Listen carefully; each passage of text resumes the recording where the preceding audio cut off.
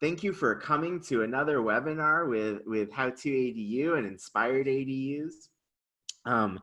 Today's a broader topic, which I'm excited to get into because it's a little outside the sort of instructional, what's the first step, what's the second step. We're kind of, it's been such a crazy year, and we spend a lot of time behind the scenes just thinking about housing and thinking about what's going on in the world around us. And so it was really encouraging when Carrie said, hey, can we do one that's more about what's going on and the kind of context for housing in California right now. So I gotta say, Carrie is an awesome speaker. I've seen her do a bunch of these, every kind of topic. She's been an architect for 17 years, worked on ADUs and aging in place for over a decade, which a lot of people don't realize ADUs have been a thing for that long, but they have been, right? This is not just like a new thing. It's been a solution that groups like the AARP, people like Carrie, people have been working on for a really long time. And it's good to have guests like that because we're going to need a lot of experience and a lot of vision to overcome some of the serious topics that we're going to cover today. We'll talk about COVID, we'll talk about fires, but then more importantly, we'll talk about a vision for what comes next and how we help everybody out, and hopefully help ourselves out too in the process. So without further ado, Carrie Shores Diller. Okay. You know, I feel like we are all in an interesting place where we've been working from home and kind of consuming as much information about kind of, I think, anything that we can do right now just to kind of help us all. Maybe it's shift focus, maybe it's solve a personal problem that we're having. But I did want to kind of talk about ADUs at a higher level. This image is an ADU that we completed in Oakland a few years ago. It's one of my favorites. But I want to zoom out and kind of start at the beginning. So conventionally, the responsibility of how we were adding housing in California or in any state has been on the burden of the developer, or it's been the large scale builder. So the main scenarios that we understood are we're taking up a green space, an empty lot, and then we are adding, you know, a big apartment building. Now, these pieces are important. They're things that we need to do. So what I was saying is like our conventional model for adding housing has been, you know, there's kind of these subdivisions that pop up by larger scale builders. You know, often we're starting with a green lot and we're taking that green space and we're converting it to an apartment building. These are all necessary ways to add housing, but they have a different impact on our cities. Typically, our cities are pretty good at keeping these larger scale development in the big thoroughfares, in urban zones, commercial zones where it's appropriate. But this kind of development really does change the face of our cities. It changes, you know, how things are looking. It changes the feel of our neighborhoods. It's also putting control of how we're adding housing on a few people. It's really limiting the number of people that have an impact on how we're doing this. And one thing that we also need to talk about is kind of this question of where we're building. And we'll get more positive as we end, but there are some kind of really difficult things that we're living through right now.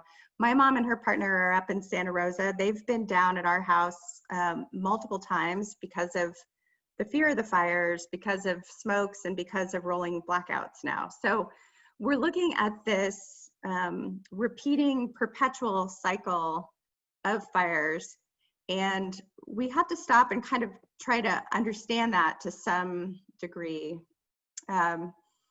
If we look at the Hanley fire was in Sonoma in 1964 and burned just over 100 houses. The Tubbs fire in 2017 was basically the same footprint and destroyed over 5,000 houses. So we're continuing to build in these areas that are vulnerable, that are difficult to get to. And one of the things I think a lot of people don't understand is that there's this regional housing needs assessment. The state of California looks at every city and says, okay, you're based on your growth, your density, you're responsible for coming up with X amount of housing, right? So historically, the ways to do that is we were doing this, denser housing. We were encouraging people to build out in areas that had never been built in without a lot of questioning of why were these areas never built in. From a building code perspective, these districts, a lot of them are called out as a WUI district, which is wildlife urban interface zone, which requires different amount of fire rating, different construction techniques. So on some level, we're acknowledging that these areas are vulnerable and difficult, but at the same time, the cities are under pressure to add more housing. So this is where we can shift the model now and look at the ADU. So the really cool thing about ADUs is it's putting individual homeowners in charge of adding housing. So this can mean you're adding an ADU. This is an ADU we added in the backyard of a property in Berkeley. So you can see the main house here. The ADU sits as an L shape in the back. In this case, we added the housing as a multi-generational solution. So grandma was living down on the peninsula. She was, at 83, super able-bodied and driving an hour and a half up to the Berkeley El Cerrito to see her kids. But, that was starting to wear on her. It was the traffic back then was really difficult.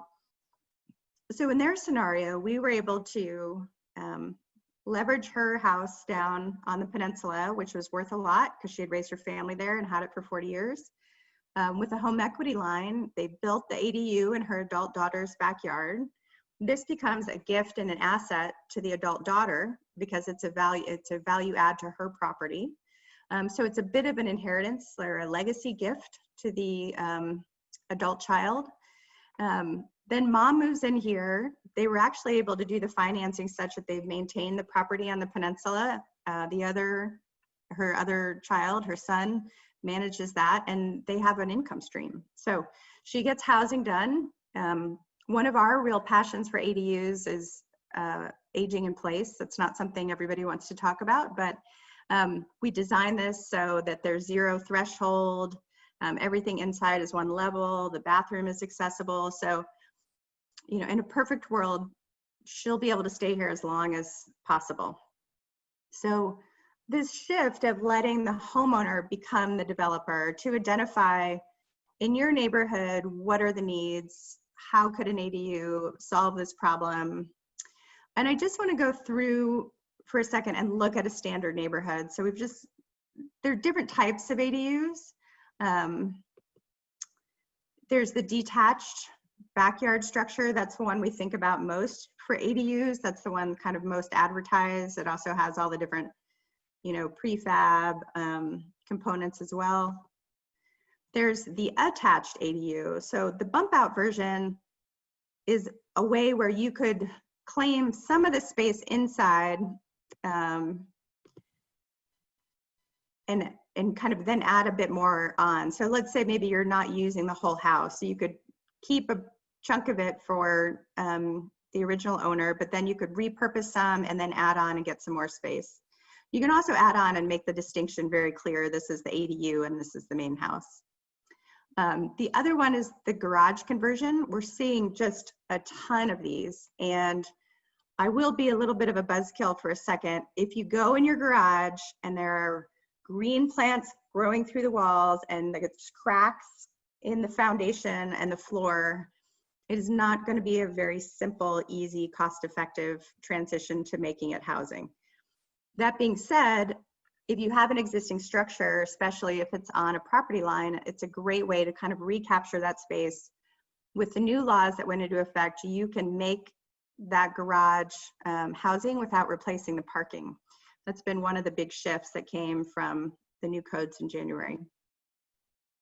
And then lastly, we have either the attic or the basement conversion. So these are an interesting way to add more space. How these ADUs are sustainable is, one, we're not only keeping our green spaces preserved, what we're doing with ADUs is we're doing a model we call infill. So we're taking a neighborhood that has roads, it has sewer, it has electricity, it has schools, we've got doctors, police, firefighters, all of that's already built into the neighborhood. So by adding more density and existing housing to this neighborhood, that's really helping us grow in a smart way. We're not paying for the land. The land's already, been accounted for and how we're, because the property is already owned. And this allows us to really start thinking about a more environmental approach to how we're adding more housing. And for the bottom line, for the homeowner, it keeps the price further down. So the number of ADUs in California, so you can just see with this map, the density of where we're being built. So our area up here is one of the big areas of focus. LA by far is building a ton more than we are. And one of the interesting things is there were new laws that went into effect January 1, and those laws have really shot up the trajectory of ADUs. We have seen something, I think in 2019, we had over 15,000 ADUs permitted in California, but the reality is the potential market is 1.5 million. So if there's 1.5 million lots that could have an ADU, and we were only building 15,000 right now, you could see the potential growth of this market and how much more housing we could add. It's pretty amazing.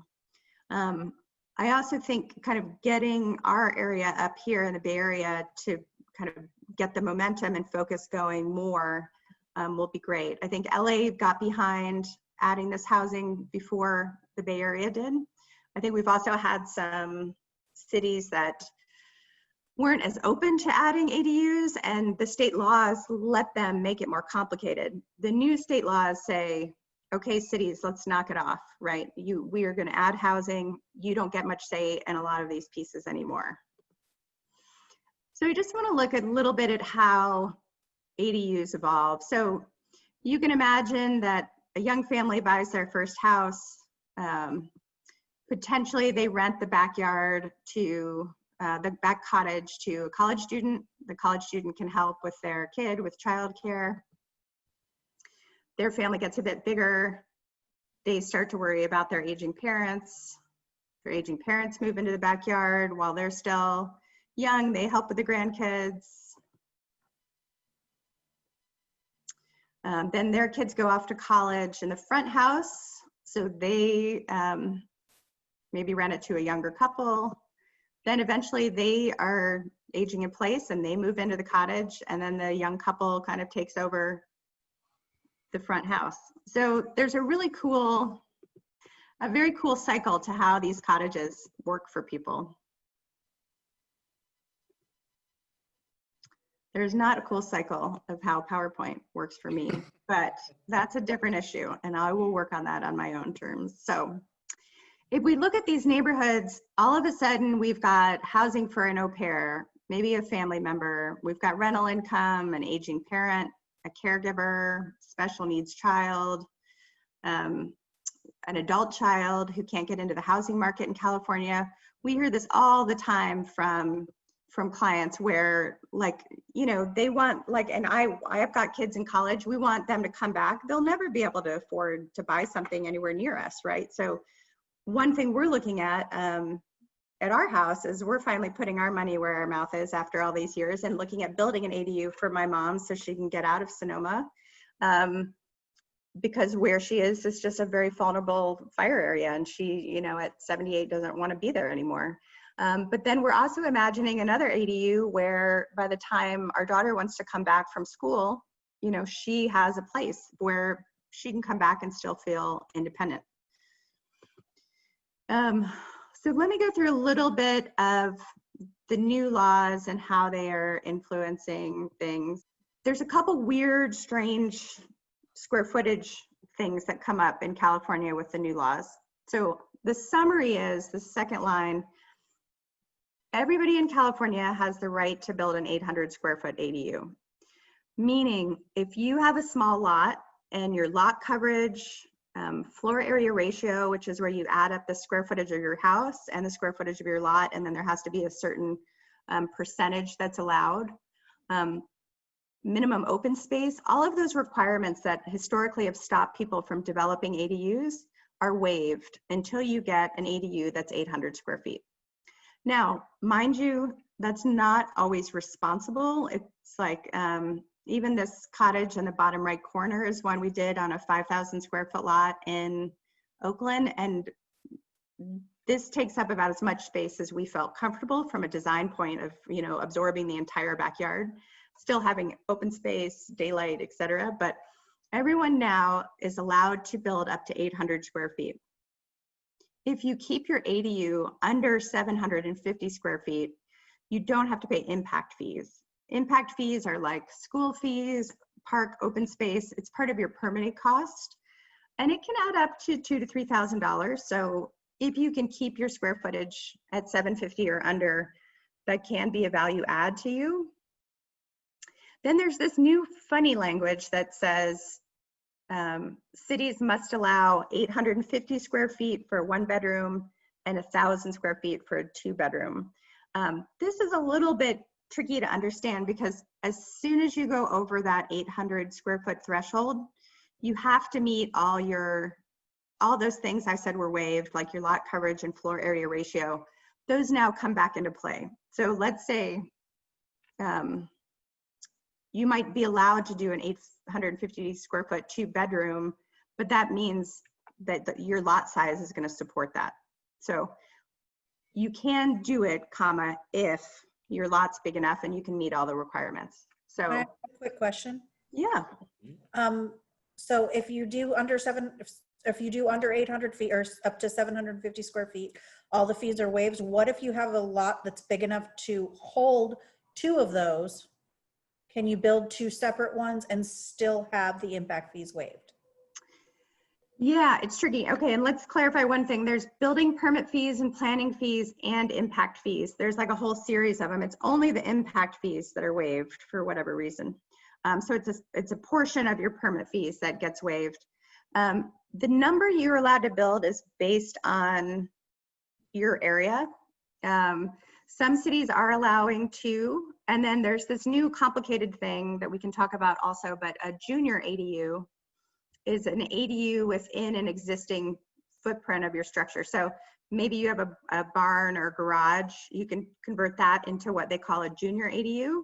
And then you can also have a new freestanding ADU. So if you have enough property, theoretically, you can have more than one. I have to say, I have not permitted 2 on one lot yet. So I'm not sure. Ryan, do you know the answer to the impact fees? So it depends on the jurisdiction, but I think the other exciting thing about junior ADUs is that the new state code's pretty explicit that they can be proposed as a combination with a new detached ADU. So in the specific case that Jacoda's talking about, you could do one building that's a 750 square foot ADU and a 500 square foot JADU. And some jurisdictions will be like, that's cool. And they're both underneath the impact fee threshold. So a lot of the time when people say, I want to build a 1,200 square foot unit for my grandma, I'll say, if it's really, if you want a 1,200 square foot unit and you want it to be completely independent, that's okay. I mean, you should do that. I want you to consider making a proposal for a 1,200 square foot building that contains a 700 square foot ADU and a 500 square foot JADU.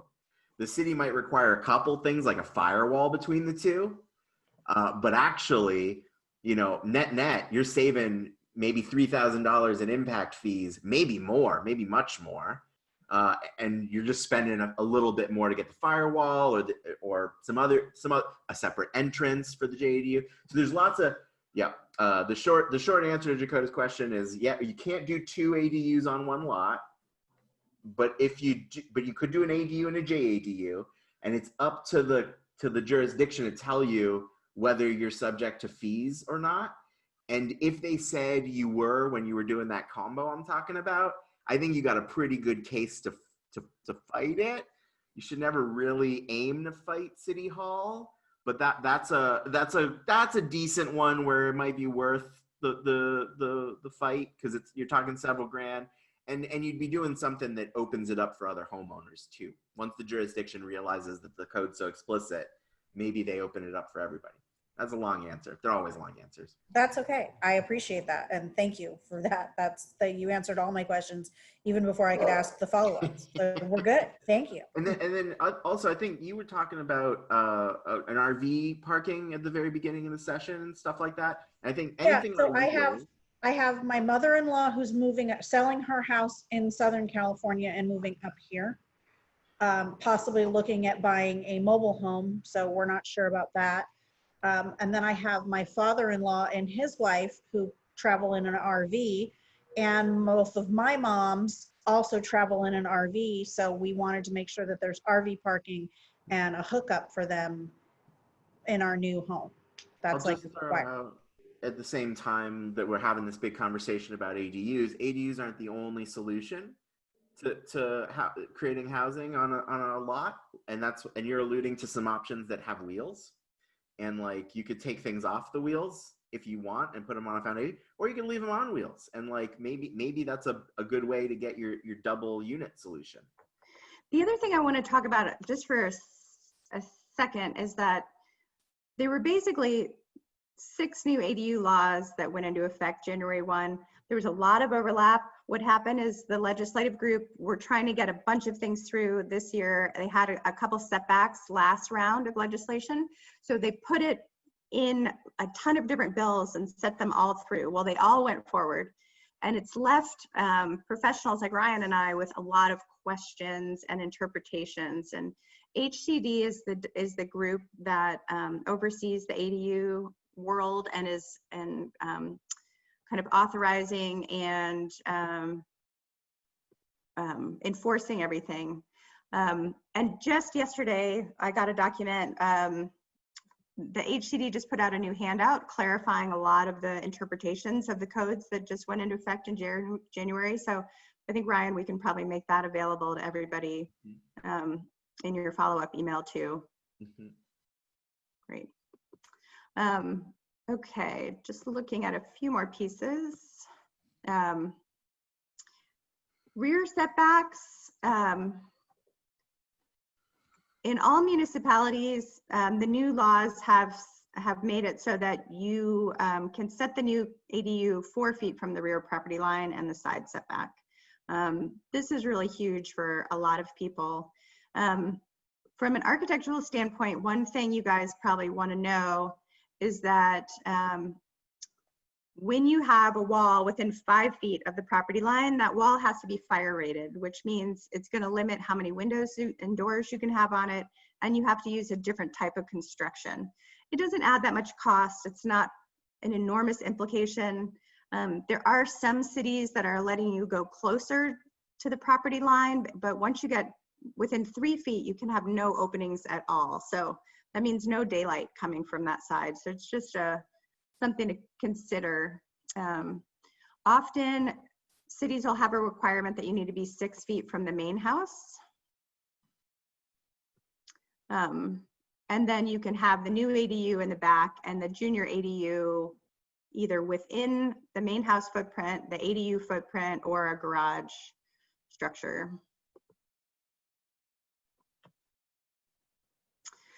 Existing non-conforming structures. So these are often like a garage, like we're seeing here, that are built on the property line. People want to keep that going or redo it. The thing to understand is that the area that is non-conforming, so that would be, if you look at the drawing in this, within that area, within the setback, you can now convert legally to housing, but you cannot make it more non-conforming, meaning you can't take that 4-foot section up to the new 16-foot height limit. You have to keep it as it is. So you can keep it, you can convert it to be legal, but you can't make it more non-conforming. But you can also expand those structures outside as long as you follow the new rules. So for example, this red is a 1-car garage. That's what this cottage is on the left. You can see here the square shape was our 1-car garage. So we kept that volume, and then when we got into the new setbacks, this was a few years ago, we popped up and had some fun volumes that we played with on the inside. So this cottage is just, I think, 294 square feet. But then we were able to expand the footprint to get enough space in there to be a legitimate ADU.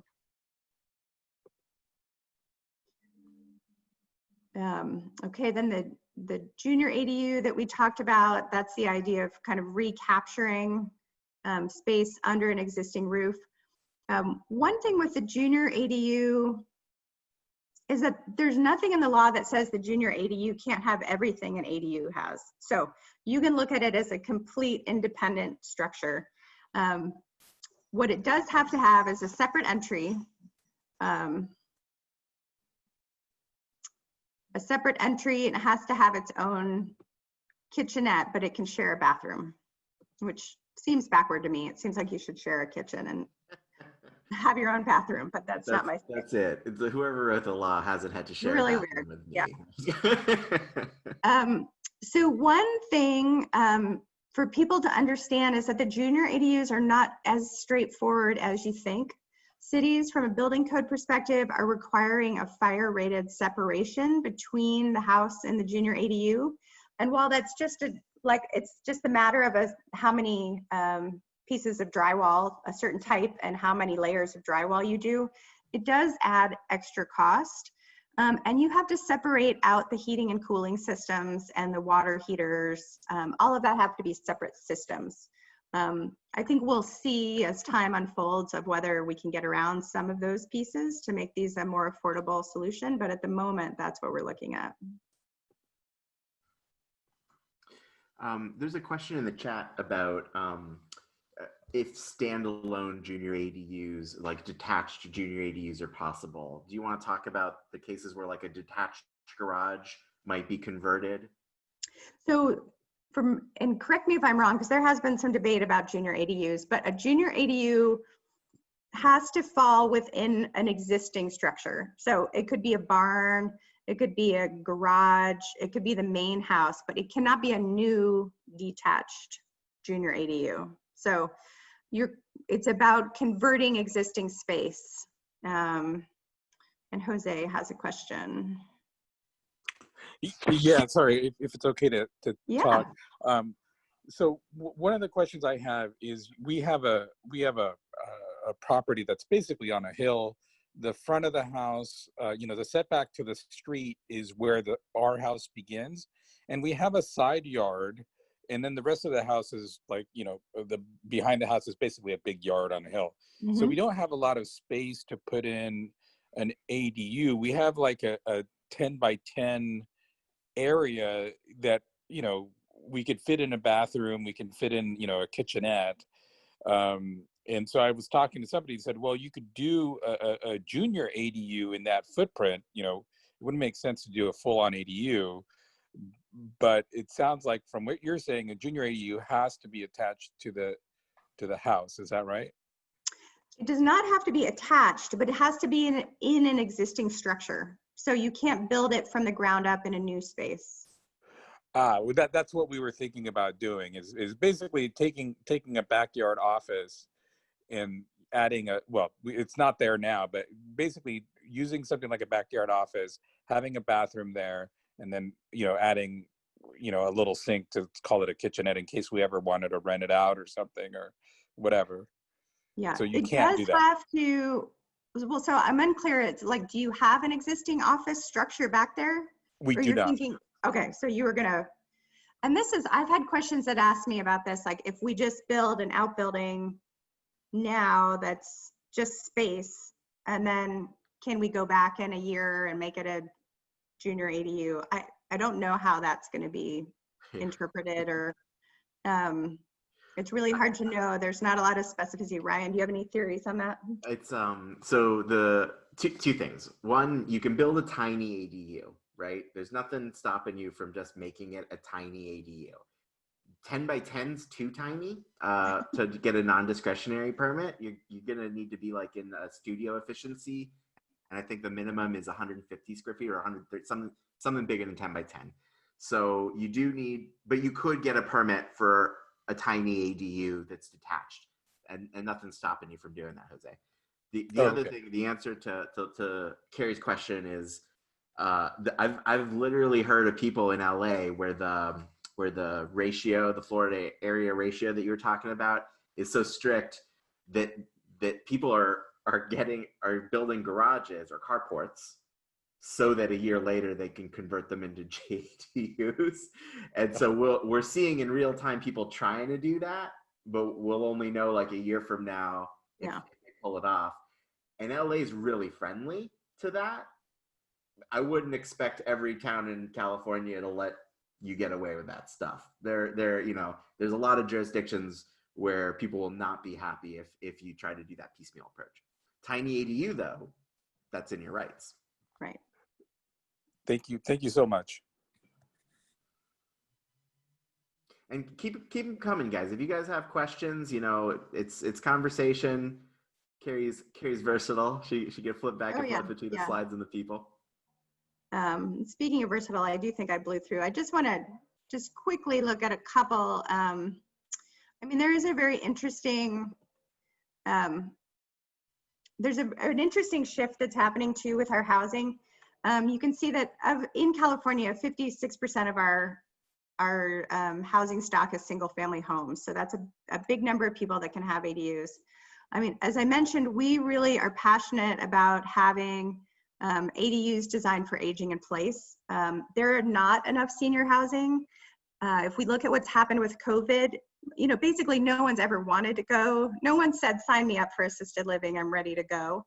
I'm pretty sure that's not been said. And then with COVID, we're seeing one thing that I think is a positive outcome from COVID is that people are having harder conversations they avoided, right? They're saying like, okay, that's fine, you don't want to go into a facility, but what's your plan? We're all aging, we're going to need more help, we're going to need more resources.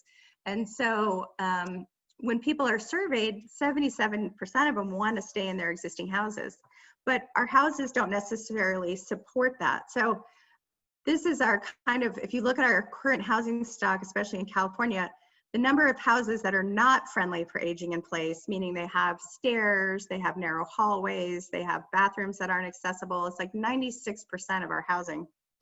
And we can also just look at a population rate, from 2000 to 2010, we had this, the biggest group was the boomers aging. And when you look at what their population is going to do in 2030, it's a huge group. And all of the younger people, most of you, it looks like on this call are in my age range, we're going to become the caregivers. And so what's the plan?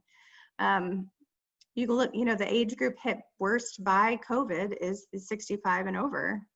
And one of our principles is, well, what if aging in place design could be really inspired? That's why we call ourselves Inspired ADUs, because this is that little cottage I talked about that was the 1-car garage, but it's designed to be 100% accessible. So it's got an accessible entry, it has an accessible kitchen, it has these great pull down features, roll under sink, these breadboards that pull out for extra space.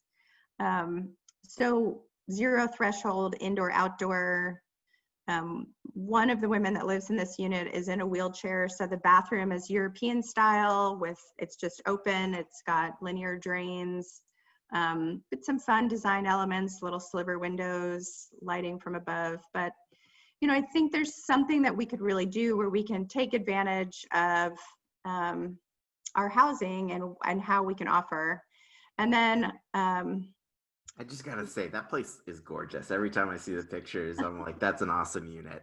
I never get to interrupt and say that, but this is my show, so I finally get to say it's just a beautiful piece of work. I want a shower like that, even if I'm fully mobile. And then I think the other programs that are really interesting is like when we look at, from a green perspective, we have so many people right now that are traveling such great distances to go to work, right? And we're having the fire departments, have like created bunk rooms so that their firefighters don't have to drive home after a late shift, but then they're spending more time away from their family. So, I'll just end things with the idea of like, what if there were ADUs that were added to our neighborhoods and they were rented out to teachers or firefighters or caregivers or for our aging parents? the power of what these ADUs can do, and rental income is a huge thing, and I haven't talked about that a ton. Our clients historically, and we've been building ADUs since 2008, our clients historically have been multi-generational. So people coming together to figure out how they're going to solve an issue with their family. But I think from a society, and something really positive that we could think about is kind of, you know, how do we maybe identify a school or a neighborhood and then see what homeowners have equity and are willing to build an ADU.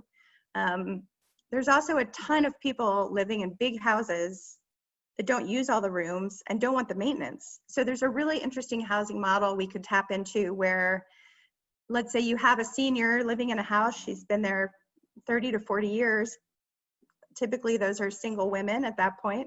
They don't want the maintenance, but they don't want to leave their neighborhood and their community. So you build a new ADU in the backyard that's fully accessible, that she can navigate, that's low maintenance, and then you rent out the main house for an income stream for her or for her adult kids and grandkids to move into. So I think there's a lot of really cool possibilities with ADUs, and I'm excited to see that COVID has actually brought them to like a new level of interest, and we're actually having people really, instead of procrastinating, like really taking charge and being proactive about what they're doing. So I think I will stop there, and then we can kind of open it up to more questions or conversations.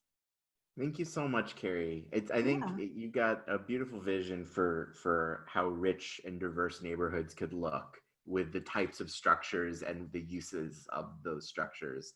And like the conversation in the chat and in the room is already brought up. There's also other things, right? Like whether it's RV parking that's well integrated into the neighborhood.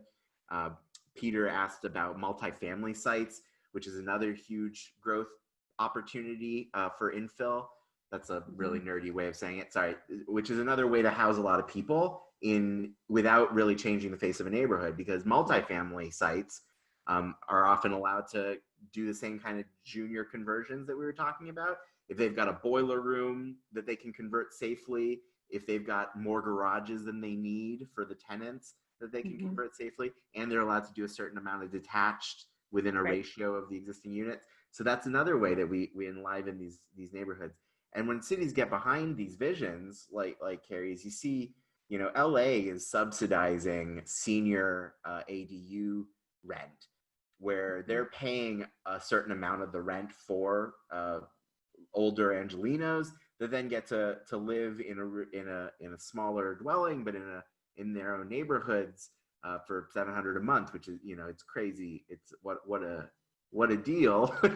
But also, yay, people who have worked their whole lives and retired can afford to live where they worked, and like that's an awesome goal. And the homeowners getting that full rental income because the city's subsidizing it. So you see a lot of really cool programs popping up. Right.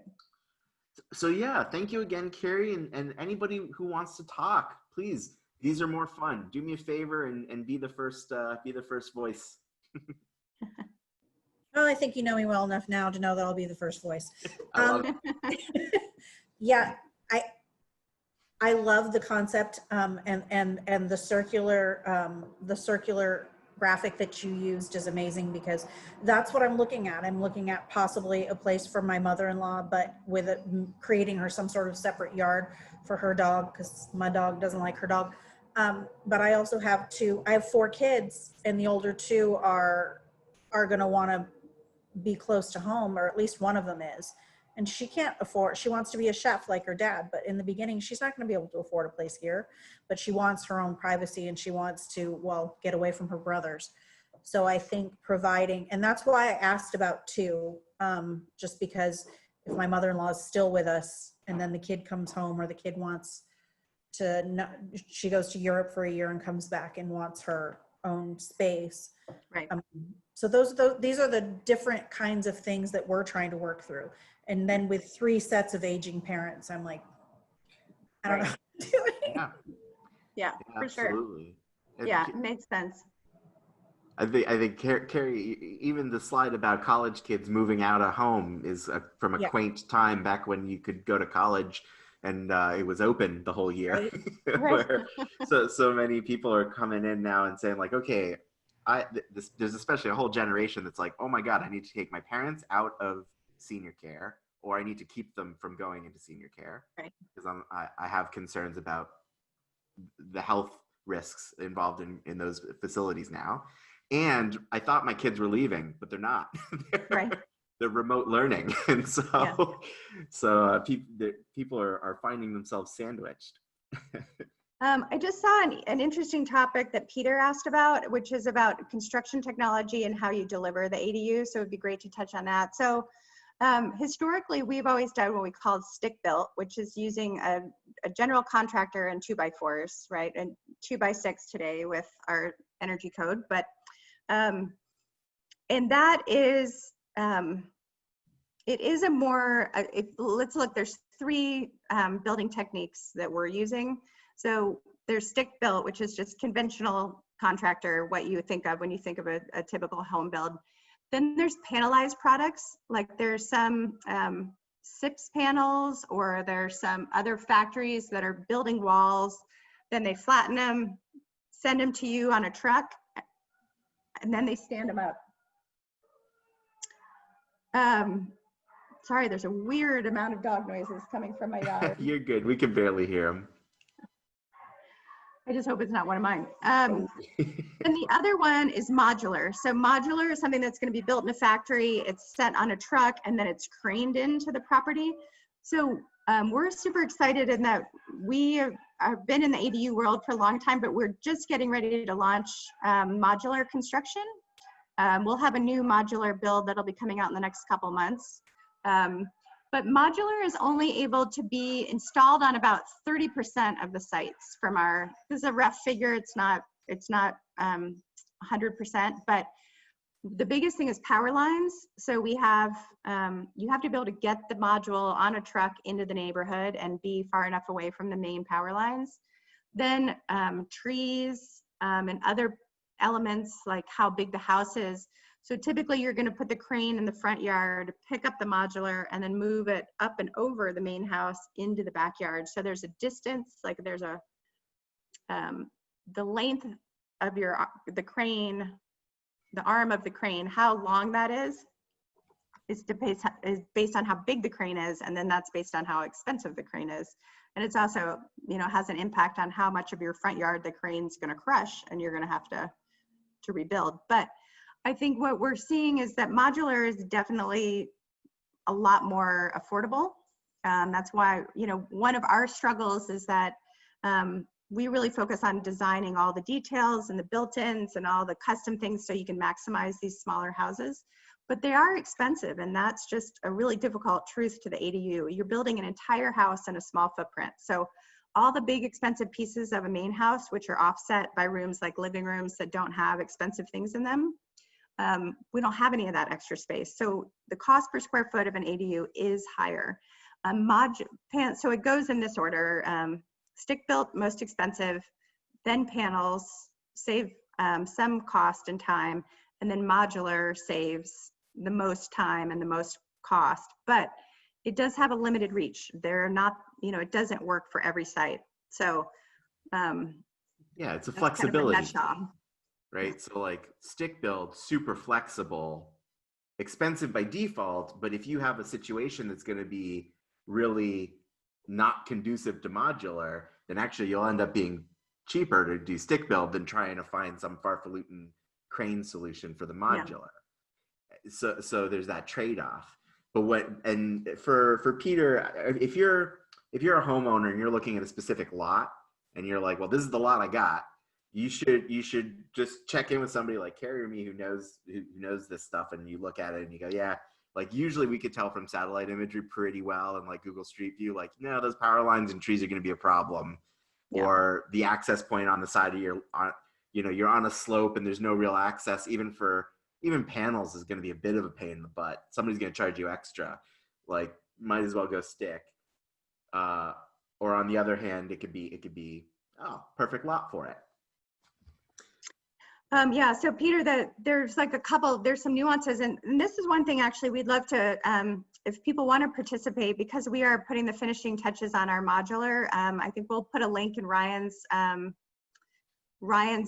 email he's going to send out, but we can do a little, like, if you're interested in having us look at your lot to see if it's an option to do modular, we have a pretty good understanding of that. And then if we get serious and think it's viable, we send it to the crane operators, and then they confirm that it can be done.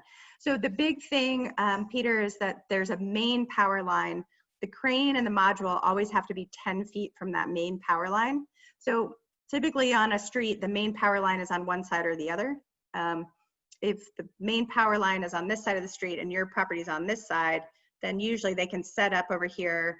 There are individual power drops that come into the house. It is possible to disconnect those and coordinate that with PG&E, but it can be expensive and a little bit difficult to coordinate. So we just, but you are going to save substantially by going modular. So it's kind of, you've got to just look at all those pieces and add the extra, coordination for PG&E, add the bigger crane if you're lifting further in, but it still might be a good savings for you. So that's one thing we can help with assessing. I'll add two kind of pieces of perspective. I think one is, again, because Carrie's good, modular will be cheaper, right? And I don't know if you're ready to announce the price of your modular or not, but that's, sometimes modular is cheaper. I have actually been quite surprised to see some modular companies out there quoting relatively high price for especially for what they're delivering. And so you just have to treat everything real fairly, apples to apples, and say what makes sense for my project, my budget, my goals. Because sometimes when you add in all the costs on the modular, just this morning I was talking to somebody who was looking at a cargo container home from Texas. And I was like, okay, well, the price you're talking about, are you sure it includes foundation and site work? Have you included sales tax?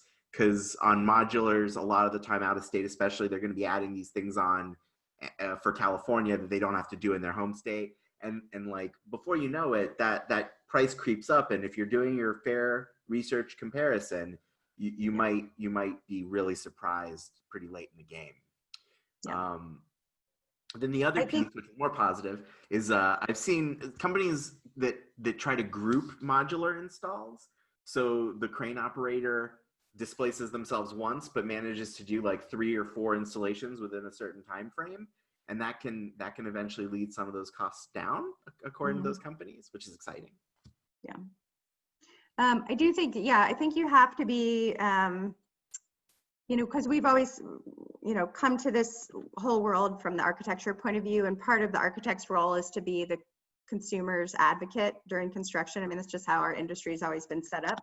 And now we're seeing like a really interesting new pool of startups that are coming from, the startup mindset of disrupting how we do things. And that's healthy, I think, to do to any environment. But I think you have to be really careful about that asterisk, starting at X amount, because there are a lot of add-ons. And I mean, from our point of view, it's better to be really transparent and outline all the potential costs. Like, there's the architecture piece, but there's, like, what are utility hookups do you need? When are you going to need to upgrade those pieces? I mean, there's a lot of different pieces, and you're building a whole house. It just happens to be small and in your backyard, but it's still a big process. So I think whoever you wind up working with, you really want to make sure you feel comfortable and that you feel like the transparency and communication is there.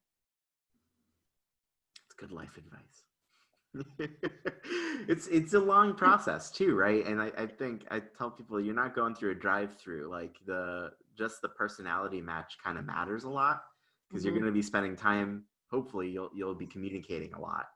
And and that's part of the key to a successful project, is that you have good communication, you like the vibe, and the person's really competent and talented and fair to you. You guys are good. Jose, you have your hand raised in the chat. Is that because you still have something you want to share, or is it from before? And then anybody else who wants to come in, just feel free. Unmute yourself. Hey, Kat. Hi, I'm Carrie. Hi. Thank you so much for an amazing presentation. I wanted to that I'm a homeowner and owner builder actually, and Nice. just about done with my 1,200 square foot ADU detached Ooh. in Walnut Creek. Awesome. Congratulations. Thank you. It was like 90% built by my father and I actually had two questions to you. So first one is about, specifically designing for owner builders who want to be their own general contractors. Is there a way to design ADUs to make it easier to build? Well, I think one thing we've tried to do is that we sell pre-designed plans. So kind of our model is that if we've designed a cottage for someone and it's living well, then we put it into our catalog. So you guys could come and go through our catalog. If one of them fit well for you, then we can expedite your permitting and get you going faster. And then we do have a rebate program. So if a client worked with us to develop the plan and it's a custom plan for them, we put into our rebate program. So if I sell it to you, then they get a little mailbox money to help offset their investment, because we rely a ton on our clients, because there's something about these smaller houses where people really feel the need to be in one and see one before they build one, which we haven't figured out how to give people that faith yet. But so I think there are other companies that have pre-designed plans. So I think that's a good way to get the owner builder going faster, where you can streamline the architectural piece of it.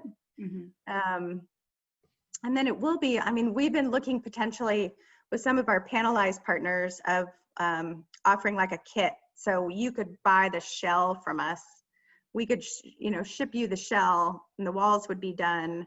And then you guys can put it together and finish out the interior. That's one big thing we've been looking at to help with the cost of it. So maybe we help facilitate and streamline the framing, but then you guys can use your own resources and sweat equity to finish out the interior. Definitely. Yeah. Just cost savings from the building perspective for us have been enormous, and it was definitely worth it. But I know that it's not for everyone. And the second question I have was about like property valuation. I do hear that modular, while it's easier to build, at the end of the day, the increase in property value might not be as high as compared to stick. Is that true? And I know like this is all over the place right now because ADU valuations in general are not, like, they don't have a science behind them. For whatever reason, that's 100% true, is that appraisers are having a very difficult time assessing these, the value of these cottages. And I don't 100% know that I understand why that is. I've heard all the conversations about it, but I don't you're providing a whole independent freestanding housing in a backyard. Seems like a huge value add to me. There's also an important distinction to clarify that there's manufactured housing and there's modular housing, and those are very different. They're different in terms of how they can be financed, although I think that the manufactured housing is going to have a new financing package available. But I think like everything, there's good modular and bad modular. And so I can't speak to that 100%, but my instinct is because the appraisers are going to come out and, kick the tires and look at everything. And if it's well built and it's got good material specifications, I would assume it would appraise just as high as a stick built, but I'm not sure. Ryan, do you have any feedback on that? Well, everything you said is true. And then have you guys seen Kol Peterson did an ADU hour through the beginning of the pandemic, where every day he spent an hour with somebody, an expert in the field. And you can get them all for money. I think it's $30 and you get access to all of them. But the one freebie he has listed is actually with an appraiser named, I'm looking at Abdul Malik. And that guy is awesome. He did a full study of all of the resold properties in Portland with ADUs. And he did an analysis of how much the ADU added value in the resale based on the variance and time and all that jazz. And it's really good. The short version is like, it does add value. When you convert a garage, it's taking away a little bit of value and then adding some. And I don't know if I don't remember off the top of my head if he split modular, prefab, and custom or not, but I would definitely go talk to him, because he's a fount of knowledge and he's done the science that we just need to put in the hours in the Bay Area to figure out. But that said, like Carrie said, I mean, you're building a house and it's rentable, and like it's the Bay Area, so I've seen properties selling at much higher value after adding their ADUs, whether it's prefab or not. Somebody needs to do this analysis in Bay Area. If only we knew a data person who could do this kind of analysis. That's Kat's background. I'm pretty sure it's very exciting times. Like you got homeowners becoming professionals and all kinds of cool stuff. Thank you. The other interesting thing though I heard on that, just to wrap that up, is that a lot of people that built ADUs are not selling the properties, right? Because it's working for them, right? They're getting the rental income, or they have family living there, so they don't want to sell it. So we're not getting the data points of how it's actually going to, like, because it's working so well, they're holding on to the property, right? And they want to pay off that ADU investment. And so that's one of the reasons we're not getting that data, is that once you build it, they're not selling. Mm-hmm. That's a great point. Which is a good sign. Yeah. Oh, it's another good question. Was that, you said you had two? Was that both of them? Yep. Thank you so much. This was super. Yeah. Thanks for coming. Good luck with your ADU. It's exciting. I'm going to build a JADU after, so the journey does not end. She's lapping me too. Like I'm still working on the first one. This is a shame. The ADU guy doesn't have his own ADU. In good time. Anybody else? Anybody? This has been great so far. You guys are an awesome audience. We've reached the end of the hour, so it's totally okay if you guys have to leave. I get it. You can't spend your whole day with Carrie and I, but and me. Peter's got another good question. Yeah, it's a good one, Peter. Yeah. So Peter's asking about homes with zero to little equity. How hard is it to build an ADU? It's pretty hard right now. I mean, the financing, I think, is really the missing piece to the ADU world. I think we're starting to see a ton of designers come around to ADUs, ton of contractors. It's actually, I was going to talk about this a little bit, but it's getting people building these ADUs during the COVID shelter-in-place area is a really great way to get people back to work, because they're in the backyard, they're distanced, they're able to do a construction without making the main house vulnerable. So, and it's a ripple effect. Like we have something crazy like 36 ADUs going right now throughout the Bay Area, and most of those have small contractors with small teams, and it's just, it's providing a lot of jobs and a lot of support. But the financing piece of it is the big missing piece. Banks are still not sure exactly what to do with ADUs, and most people are doing a home equity line to finance it. So that's a big piece. And we're seeing, there's a couple banks, what is it, Umquad? I always say their name right, up in the Portland area. They've kind of come around with a program. The Housing Trust of Silicon Valley has a loan program that covers, I think, $200,000. You have to apply to that. There's a couple other programs we're seeing coming about, but Peter, the financing piece is the piece that's the most missing. Where are you at, Peter? If you want to type it in. All right, well, no pressure. Okay. All right. I'm trying to think if I know any East Bay programs yet.